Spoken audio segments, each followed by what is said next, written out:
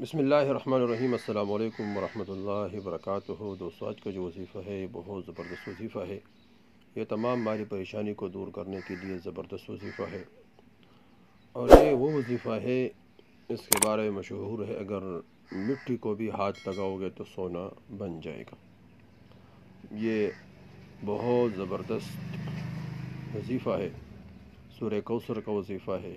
یہ شیخ اعزاز الحق صاحب سے سنا ہوا وظیفہ ہے، اور وہ اپنے مریدین کو یہ وظیفہ فرمایا کرتے ہیں، اور اس کی اجازت بھی دیتے ہیں کہ جو آدمی یہ وظیفہ کرتا ہے پابندی کے ساتھ، تو انشاءاللہ اللہ جل شانہ اس وظیفے کی برکت سے انسان کی جتنے بھی مالی پریشانی ہے، جتنے بھی انسان کی گھریلو پریشانی ہے، اور جتنے کاروبار کے بارے میں کوئی پریشانی ہے، رشتوں کے بارے میں کوئی پریشانی ہے، خاص کر یہ مالی پریشانی میں یہ وظیفہ بہت زبردست ہے، اور اللہ جل شانہ اس وظیفے کی برکت سے وہاں سے روزی کا بندوبست فرمائے گا جہاں انسان کے وہم اور گمان بھی نہ ہو۔ خاص کر اگر کاروبار کے لیے نکلتے ہیں، یا کسی ملازمت کے لیے، یا کسی اور ضرورت حاجت کے لیے نکلتے ہیں گھر سے، تو یہ وظیفہ بہت زبردست ہے، بہت طاقتور وظیفہ ہے۔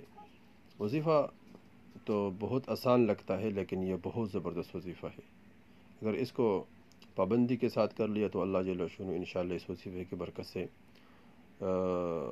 ضروریات حاجات اپنے غیبی خزانوں سے پورے فرمائیں گے۔ دوسرا وظیفہ کون سا ہے؟ بہت آسان وظیفہ ہے۔ جب بھی گھر سے نکلتے ہیں تو درود شریف پڑھیں، صلی اللہ علیہ سیدنا محمد، کوئی بھی درود شریف پڑھیں، اور پھر سورہ کوثر پڑھیں، انا اعطیناک الکوثر فصلی لربک وانحر ان شانئک هو الابتر، 3 مرتبہ، اور اس کے بعد پھر درود شریف پڑھے ایک مرتبہ پڑھے درود شریف، یا 3 مرتبہ پڑھے اول آخر۔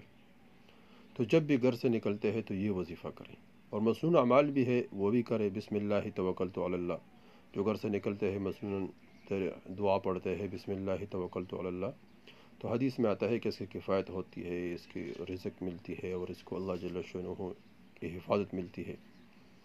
اور تو وہ مسنون اعمال بھی کرے، وہ بہت طاقتور عمل ہے مسنون عمل، تو وہ بھی کرے۔ اس کی برکت سے بھی اللہ جل شانہ روزی کا بندوبست فرمائیں گے، اور انشاءاللہ اس وظیفے کی برکت سے اللہ وہاں سے بندوبست فرمائیں گے جہاں وہ ہم گمان